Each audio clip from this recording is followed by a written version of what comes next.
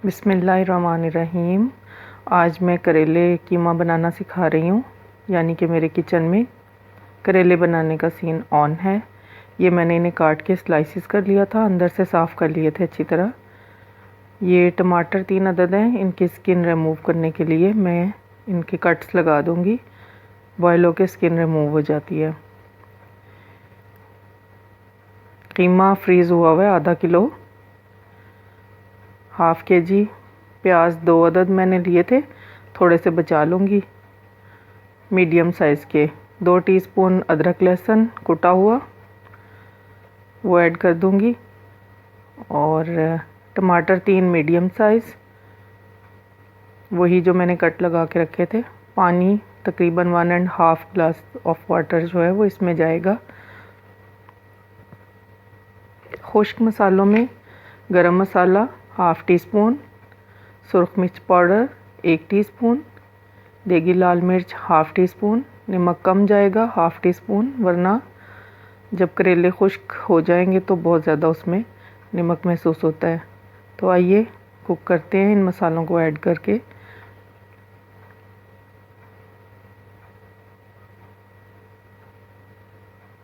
Cooker में थोड़ी देर चलाना पड़ा है क्योंकि गोश्त फ्रीज़ हुआ हुआ है, यानी कीमा।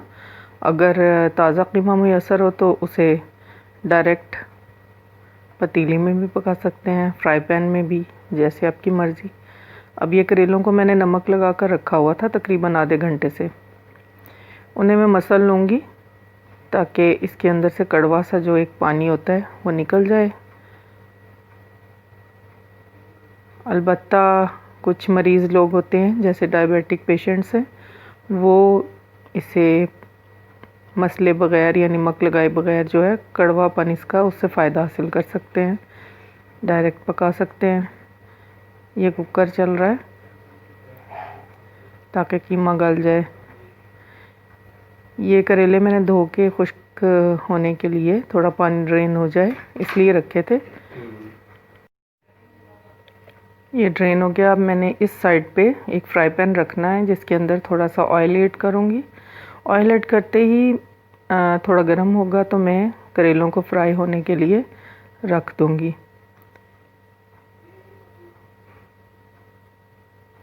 दस मिनट हो गए हैं, मैंने कुकर का वेट उतार दिया और इधर ऑयल भी गर्म हो गया। थोड़ा सा और ऐड करूँगी, एंड तक यही ऑयल जाएगा। ये करेले मैंने ज़्यादा निचोड़ लिए हैं। कड़वापन बच्चों को पसंद बिल्कुल नहीं आना, इसलिए ट्राई करती हूँ कि इसमें से कड़वा पानी सारा जो है वो निकल जाए।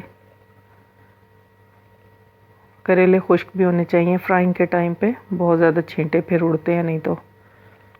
और टेस्ट भी इसका सही तरह से उभरता नहीं है, मज़ा नहीं आता। वो गीले करेले ऐसे सॉफ्ट से बन जाते हैं। ये फ्राइंग के लिए जा रहे हैं। ये देखें, टमाटरों की जो स्किन है वो मैं रिमूव कर देती हूँ हमेशा, बेहतर भी यही होता है। कीमा भी गल चुका है, कीमे को भी काफ़ी भूनना पड़ेगा ताकि एक हीक जो होती है गोश्त की, या महक जिसे कह लें, वो ना आए।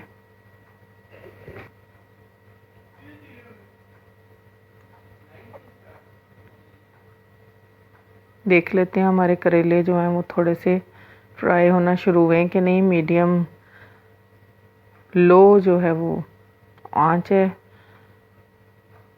काफ़ी अच्छा टेस्ट होता है करेले कीमा का, सबको खाने में बहुत ज़्यादा पसंद आते हैं, ख़ास तौर पे बड़ों को। और मैं हमेशा अपने हस्बैंड के लिए ख़ास तौर पे ये तैयार करती हूँ। पाकिस्तानी कुज़ीन में भुनाई बहुत ज़रूरी है। किसी को भी गोश्त की एक अजीब सी जो महक होती है वो पसंद नहीं होती, ख़ास तौर पे।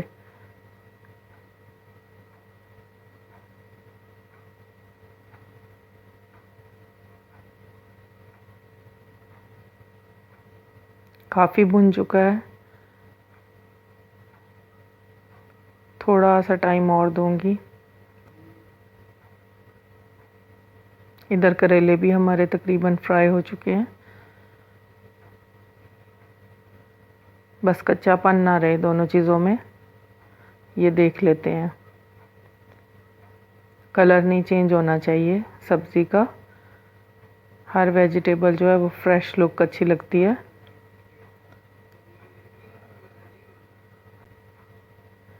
करेले मैंने ऐड कर दिए हैं कीमे में।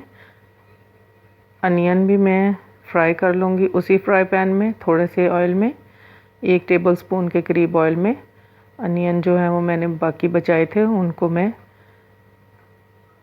फ्राई कर लूँगी डार्क ब्राउन और इसी में ऐड कर लूँगी और इन सबको मिक्स करके थोड़ी देर दम पे रख दूँगी सब्ज़ मिर्च डाल के। और एंड प्रोडक्ट जो भी तैयार होगी वो आपको दिखाऊंगी इंशाल्लाह ताला। ये देखें, कीमा भी फ्रेश कलर में है और करेले भी ग्रीनिश से नज़र आ रहे हैं, ब्राउन नहीं अच्छे लगते।